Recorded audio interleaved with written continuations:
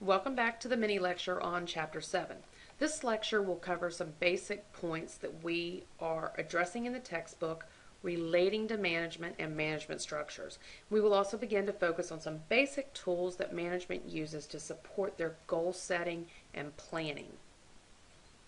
Now, management is the process used to accomplish organizational goals through planning, organization, leading, and controlling resources, including human resources. In fact, if you're looking at becoming a manager in any organization, you can be rest assured that the planning, organizing, leading, and controlling functions of management will represent the majority of your job description.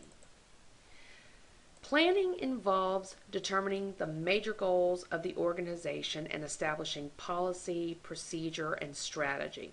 Management also is responsible for making sure that the resources that are needed to achieve the goals are available. Management is also responsible for organizing the company in a structure that is most effective in meeting the organizational goals of the company. We will review later the different ways companies can be organized. Management also leads. In past decades, the leading function has been referred to as directing. And if we make the assumption here that directing serves the same purpose as leading, then the difference between the two is the extent to which others participate. And directing tends to limit the amount of employee participation in the process, and leading tends to maximize it. Controlling is an extremely important function of management in that it allows management to set standards against which performance is evaluated. Let's talk about planning first. There are four basic types of planning. We will keep our color scheme. Strategic planning is high-level planning that management performs, and it determines the major goals of the company. Planning also addresses the policies and procedures that are required to keep the company on track. Now, when the top management of the company has completed its strategic planning, that information filters down to the next level of management, which is the tactical management. At this level, a different type of planning occurs. Tactical managers bridge the communication between strategic management and operational management. They review the strategic plans of the company that have been established by the strategic managers and reorganize the strategies into detailed short-term statements. And this makes it easier for decisions to be made about workflows and how the work will be done. Now, once the tactical planning is complete, the work schedules and standards are established at the operational level. When things go wrong, and they easily can, contingency planning must take place. And management usually prepares a contingency plan to help reestablish operations after disasters, to handle supplier issues, and other things that can get out of control. Now, this slide summarizes how the different levels of planning feed into the levels of planning below it. Now, at all levels of planning, there are certain documents or statements that are prepared. And at the strategic level, the vision and mission are created and maintained. The vision is a statement that broadly describes the company's motivation for existence and where it hopes to be in the future. And a company may never attain its full vision. The best vision statements are those statements that reflect a focus on the company's direction that will require consistent effort for decades to come.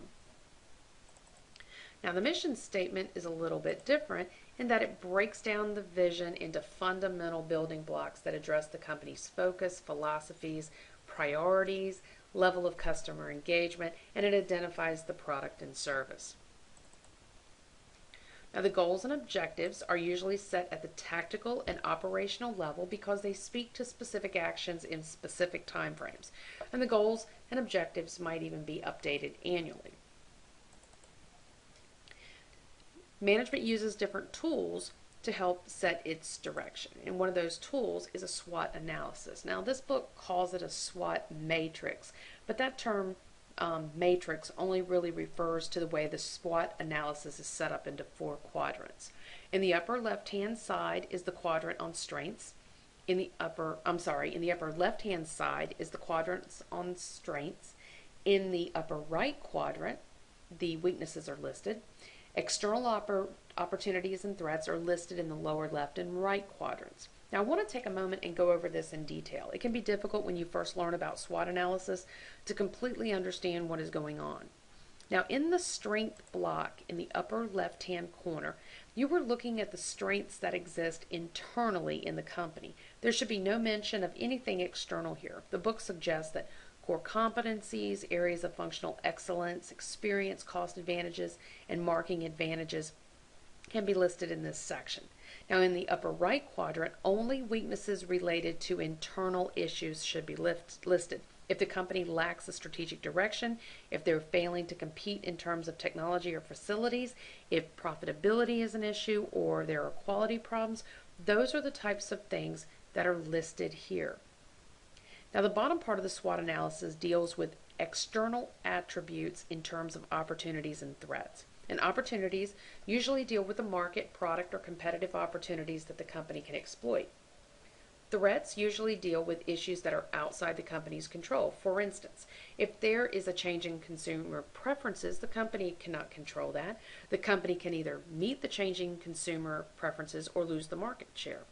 If there is a change in government regulation, the company cannot control that either. Now notice that I did not say increase in government regulation. Although we typically see an increase in government regulation as a threat, it is possible that a sudden deregulation of an industry could also impact the company's ability to compete in the short term and in the long term. Now, although there are plenty of people who successfully manage by gut instinct, a more rational approach to decision making needs to be employed as the risk of a wrong decision or an expensive failure increases. And this slide sets forth the steps in the rational decision model. When important decisions are being made, this can create a roadmap on making the final decision. After defining the situation and describing the information that will be needed to make the right decision, information is collected. Once all the information is collected, then alternatives can be formulated, and this is sometimes done in a brainstorming session. Negotiating which alternatives should be seriously considered is an important step in the process, and it leads to the selection of the best alternative. Once decisions are made and actions are taken, the outcome should be reviewed to make sure that the decision was a good one. Sometimes a bad decision will be made, and further follow-up is needed to make sure that the objectives are met. Now, problem solving is a little different than decision making in that the problem solving is trying to prevent or resolve an unwanted outcome.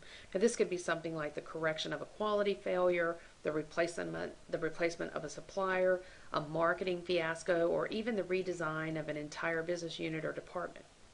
Now, one of the most commonly used problem-solving tools is simply a consideration of the pros and cons, and this is called PMI, which means pluses, minuses, and implications. And brainstorming is also used to quickly develop as many alternatives to a problem as possible. Now, during the organizing function, management decides who will do what and how things will be accomplished. Now, this is not micromanagement. This is basically establishing the structure of the company. Let's look at some different ways that a company can be organized. In this slide, this company is organized by function, and you can see that the president supervises the vice president of the different functional areas, and the management and employees serve under each vice president. Back. Okay.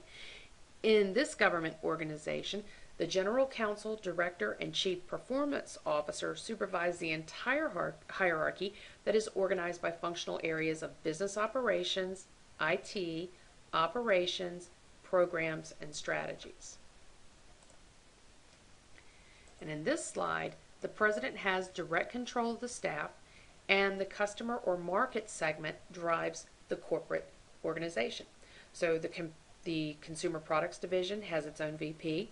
The Small Business Market has its own VP, just like Major Accounts and the Chief Financial Officer. Although the Chief Financial Officer actually serves as the VP over the Accounting and Planning Department. Now, some companies use matrix organizational structure. And this can be challenging because each person has two supervisors. Let's look at the research group and consider that this research group might include employees who research everything from foreign markets to specific product standards. Now, in a matrix organization, the research specialist would be assigned to a specific project, and that project manager would also serve in a supervisory role.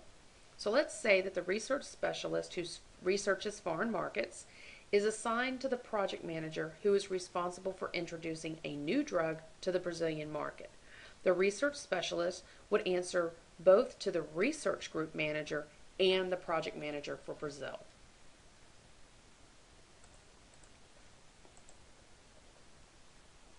And we looked at the different functions that management performs: planning, organizing, leading, and controlling. But all of these functions are going on within the different levels of management. Top management includes presidents and vice presidents, and they are usually performing the strategic management activities.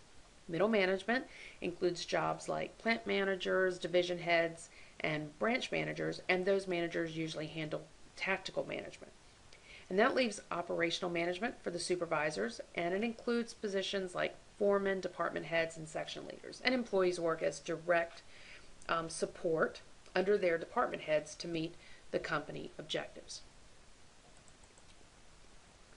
Now, management adopts different leadership styles to get the objectives met. When management seeks to make decisions without input from other levels of the organization, they have adopted an autocratic style, which basically means they will make the decisions and announce them to the employees. Now, if management cooperates with other levels of the company and solicits suggestions and input, their management style is a little more participative and democratic.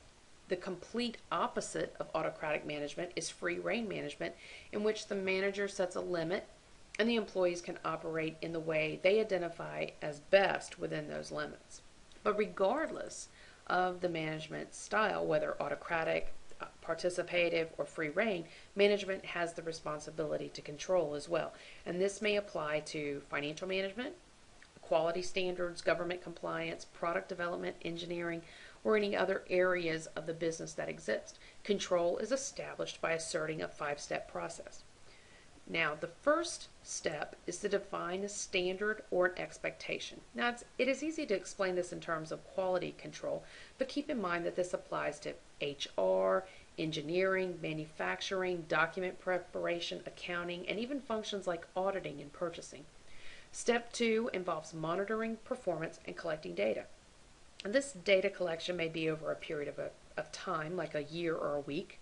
It could also be over a period of a work shift or even during a run cycle on a piece of machinery. And once the data is collected, the results are compared against the standard that was established. Now, this comparison occurs in Step 3. Step 4 involves communicating the results, and if corrective action is required, then it occurs in Step 5. And all the combined feedback in this process is compared against the original standard that was established in Step 1. And if the standards are realistic, then the control cycle repeats. So this concludes the mini lecture on Chapter 7.